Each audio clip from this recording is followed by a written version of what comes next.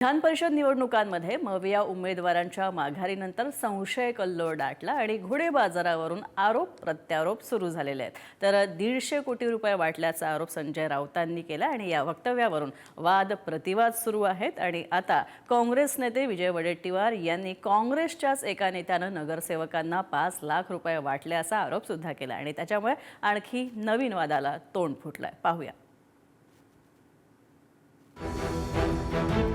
विधान परिषदेच्या निवडणुकीमध्ये महाविकास आघाडीतल्या 3ही पक्षांच्या उमेदवारांनी 6 ठिकाणी माघार घेतली आणि महायुतीच्या उमेदवारांचा मार्ग मोकळा झाला।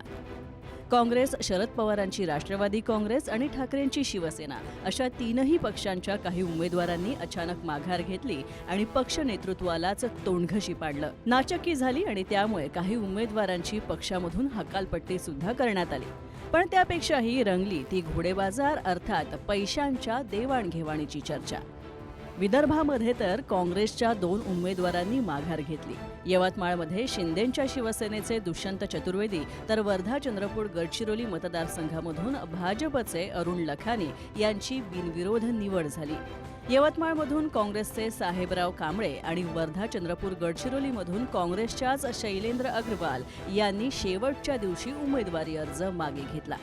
काँग्रेसच्या दोन्ही उमेदवारांनी निवडणुकीपूर्वीच मैदान सोडलं आणि त्यामुळे काँग्रेस नेते चांगलेच संतापले।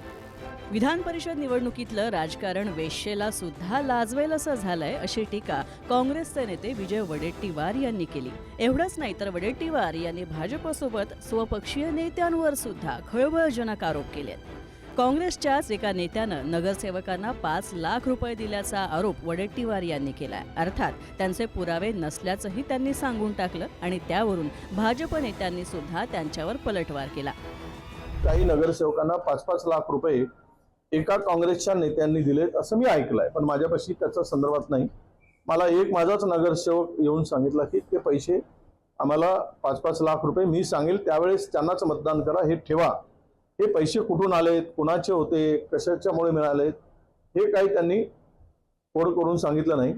पण जवळपास चंद्रपूर जिल्ह्यामध्ये 40-45 लोकांना काँग्रेसच्या एका नेत्यांनी 5-5 लाख रुपये वाटल्याची चर्चा ही जोरात चंद्रपुरामध्ये होती। काही पत्रकारांनी मला विचारले, मला काही त्या संदर्भातले माझ्याकडे पुरावे नाही। काँग्रेसच्या नेत्यांना धमक आहे का त्यांना निवडून आणण्याची? उलट त्यांचे मतं फुटतील, त्यांचे मतं त्यांना द्यायला तयार नाही लोक। सर्वांनी एकत्र येऊन मान्य केलं पाहिजे की आमच्याकडे मतदान नाही आहे। भाजपला जर वाटलं असतं आम्हाला मतदान नाही, आम्हाला निवडणूक द्यायची, आम्ही देऊन दिली असती। पण 700 मतापैकी 500 मतं भाजप जवळ आहे, कशी निवडणूक देणार आहे? त्यामुळे मला असं वाटतं की थोडा विचार काँग्रेसने करावा, टीका टिप्पणी बंद करावी। मला असं वाटतं विजय भाऊंचे आरोप म्हणजे नाचनाना आहे अंगण तेढा। एकतर स्वतः आपल्या उमेदवाराला सांगून माघारी घ्यायची, निवडणूक लढायची नाही, निवडणुकाला फेस करायचं नाही आणि त्यानंतर माघार घेतल्यानंतर दुसऱ्या दिवशी कुठेतरी घोडेबाजारीचा पैशाचं किंवा काहीतरी असं आरोप लावायचे। काँग्रेसने लढणंच विसरलेली आहे। निवडणूक कसं लढायचं किंवा का लढायचं हा उद्देशच काँग्रेसचा कुठेतरी झालेला आहे आणि गटागटात विभाजलेली काँग्रेस लवकरच त्याचा अंत होणार आहे। काँग्रेसमध्ये असलेली गटबाजी आणि संवादाचा अभाव यामुळे आणखी ठळकपणे समोर आलाय।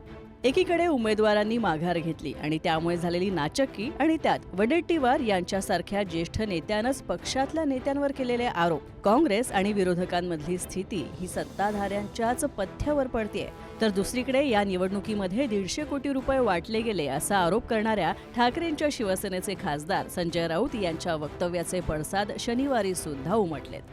विरोधक आणि सत्ताधाऱ्यांमध्ये यावरून आरोप आणि प्रत्यारोप सुरू झालेत। नाशिकला गेले, नाशिकला गोकुळ गीतेवरती त्यांनी दबाव आणला। मग ते बाहेर गाड्या उभ्या, त्या गाड्यांच्या डिकीमध्ये पैसे होते।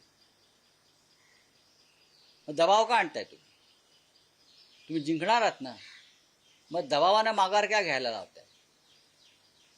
एकनाथ शिंदे स्वप्नात सुद्धा बॅगा बघतात, त्याचा परिणाम आहे।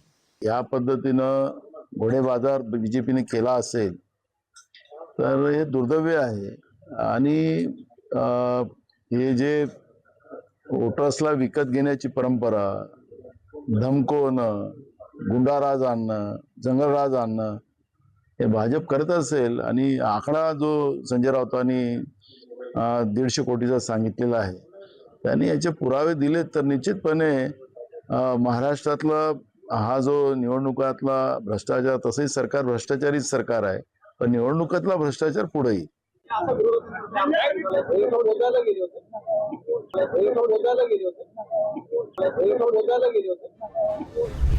विधान परिषद निवडणुकीतील नाट्यमय घडामोडींनंतर राजकीय नेत्यांनी लाखो आणि कोट्यवधी रुपयांच्या उलाढाली झाल्याचे दावे केले. आता यात खरं कोण आणि खोटं कोण हे या लोकांनाच ठरवायचं आहे. पण सध्या तरी राजकारणातल्या पैशांच्या खेळाच्या या सुरसकथा सामान्य माणसं उघड्या डोळ्यांनी बघतायत हे नक्की. जितेंद्र शिंगाडेसह ब्युरो रिपोर्ट, पुढारी न्यूज, मुंबई.